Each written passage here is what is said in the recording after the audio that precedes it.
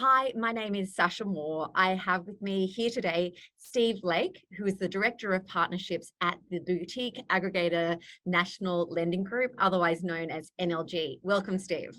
Thanks, Sasha. It's an absolute pleasure to be here. Fantastic.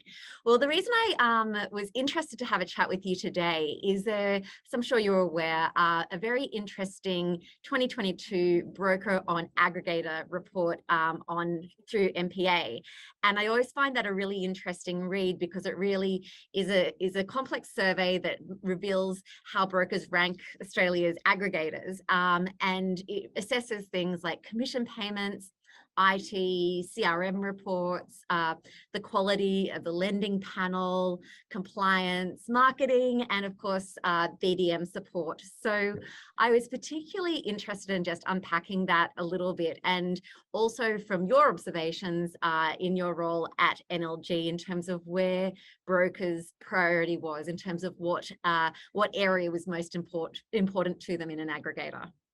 Fantastic. Thanks, Sasha. I guess firstly, it's really important to acknowledge the work that MPA does with this survey. It gives us, especially our smaller players, a lot of insight into what's happening in the general market, and I guess gets us out of our bubble a little bit as well, which is really important. All those issues are incredibly critical. You know, your commission payments, I mean, that's why we're here. So it's an incredibly important component, as is IT, CRM support. What we find to be, I guess, the most important with people that come to us is the BDM support and the human interaction more than anything else. It seems that aggregation has become such a commodity nowadays in terms of, you could almost say, a race to the bottom price-wise, that good old-fashioned service and know-how and help seems to take at times a second seat. To what most aggregators are doing, and as a boutique aggregator, that's where we can really add strong value to our clients. And we do see a lot of we are seeing, especially at the moment, a lot of brokers that are coming to us with the same problems. You know, I want to grow my business. I've got no one to talk to at ABC aggregation, and don't know who my BDM is, etc. So we find that to be quite possibly the most important component of this survey. And I think you raise a very interesting point in terms of that high BDM touch point and support is obviously ideal, but it is difficult to facilitate or to service that. So do you have any sort of structures in place or models that helps enable that high touch point?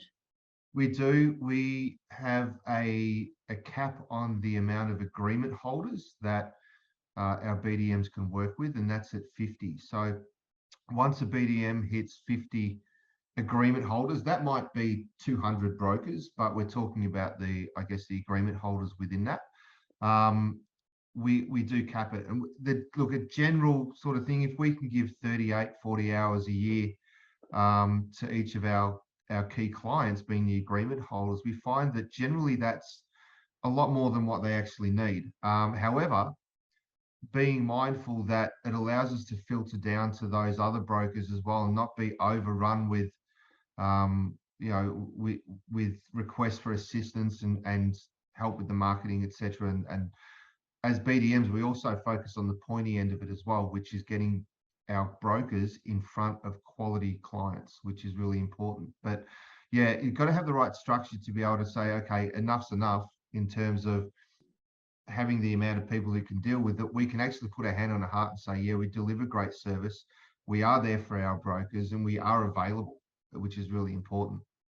And I think to that point, I've always really liked that NLG has owned being a boutique aggregator opposed to it being a starting point.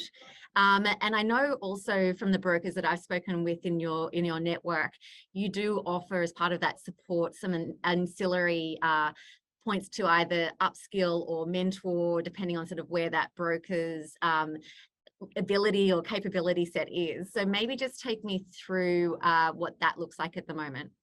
It's a really important question, isn't it? And I think that, if we sort of survey the top performers in our industry, they're absolutely aware that the learning and the education never stops. So, as an old school lender myself and an old banker, you know that you never stop learning it when you're in lending, and whether it be an upskill into commercial, which we've been very, very proud to partner with Ascendo Financial, and also pathways into asset equipment finance with our sister company Agility Capital. And then you've got, you know, your short-term lenders and all sorts of the crazy business stuff that's happening at the moment that is really cutting edge in the marketplace. I mean, you know, 6 months ago, commercial bridging finance wasn't that high on the radar. Now it seems to be a topic of conversation. So we've got to be a bit nimble enough as well to understand where the market's shifting and put the I guess the plans in place to be able to actually facilitate these changes. And that's the beauty of being boutique, is that we are nimble. We can turn on a dime. We don't have a corporate structure that we need to go to say, hey, you know, as an example, when the SMSF or when the SMSF lending landscape changed, we had, you know, the major players like the Macquarie's and other major banks exit that industry. We were able to, within a matter of days, get other lenders on our panel that could help our brokers with SMSF lending, and same with non-residents. So having that ability to not have to go through a corporate structure to actually get solutions for our brokers as quickly as we possibly can, I think that's, you know, it's a real big win for us, and it is what brokers definitely need. Okay, fantastic. Well, great to speak to you today, Steve. We'll catch you next time. Thanks, Sasha.